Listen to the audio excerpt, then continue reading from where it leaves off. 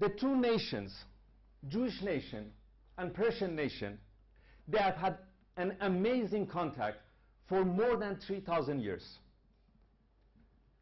An exceptional relationship. When you have frontier, you negotiate. When you do not have common frontier, you create diplomacy. And we offer the most beautiful form of diplomacy to the world. The two nations, old more than 3,000 years.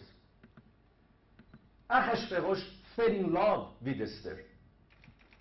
He was Zoroastrian, monogam, one wife. And Iranians, they knew that their queen is Jewish. You just think if they had only two children, how many Jewish we would have today in Iran? Just calculate that. It's just crazy. And then for 1,000 years, up to Yazdegerd, when he married Shushandokht, another queen of us, who was also Jewish, and everybody knew that. And Yazdegerd was so much in love with her that in the beautiful city of Isfahan, created one area dedicated to her and their love. And he was also Zoroastrian and monogam. Scientists from Israel, Iran and Palestine, they must get together one more time. For hundreds of years, Jewish were the guardians of Persian culture, music, military, art. For hundreds of years, they had the highest positions in Iran, and they were everywhere. And I challenge strongly those that they say that currently we have maybe 20, 30,000 Jews living in Iran. We have more than 1 million living in Iran, and I stand behind this word as well. By tradition, people, they will not count them, as you know. But also many, they change their names to protect the safety of family after a big attack that we had about 1,400 years ago, where 50% of Persians, they were exterminated.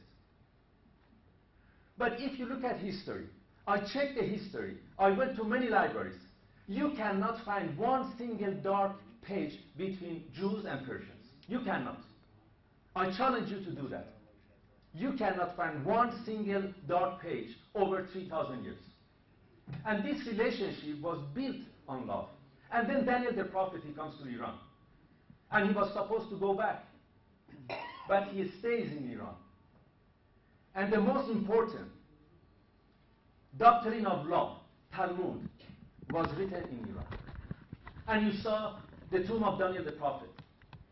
The Persians, they loved him so much that they would not bury him. There was a fight between two cities. Until Yazdegerd said that we have to stop that. There should be a tomb for Daniel the prophet. Now, scientists from Iran and Israel and Palestine, they have shown their willingness to collaborate with each other and to learn from one another. And I'm telling you today that Persians, they continue to love this relationship. What you see on TV has absolutely no reality. I know that they have the willingness, scientists, to collaborate with you. We have the brightest scientists in stem cell research in University of Tehran, University of Shiraz, and Mashhad. They have the willingness to collaborate with you because you also have the brightest one. And 1 + 1 is going to become 11. We can challenge the whole world. The solution in eliminating these problems is to recreate that relationship. That relationship was broken. It has to come back together one more time, and it can. Because that love cannot be broken. That love is old by hundreds of years. You just think about that. If Yazdegerd and Shushandokht, they had only 2 children, how many Jews we would have today in Iran? Many of you sitting here, you are Persian prince and princesses. Scientifically, it can be proven. Many of you sitting here, you are Persian prince and princesses. Darius protected Jerusalem and encouraged Jews to use the Hebrew language because people, they could not speak that language. And then Rabbi Yossi, promoted the language of Persians. And that's why our language got richer. Who protected our music? Murtaza Khan Nedabud, another Persian Jew. And I can go forever how many times it has happened. I published an article in the Huffington Post. Please read it. You just go on Google, put Hessam Nowzari, Iran-Israel scientific collaboration. Persians at the University of Tehran, Mashhad, Tabriz, Gordon, they are very strong in robotic technology. And you are as well. We must collaborate together. And I'm telling you that they are showing willingness. And it cannot be stopped. Transplantation, the brightest you have.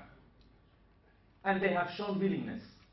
Dr. Walter Cohen knows probably better than anybody else because he has had a very close relationship with University of Shiraz. If I say University of Shiraz, many of you are going to tell me that I have been there. I was involved in that project.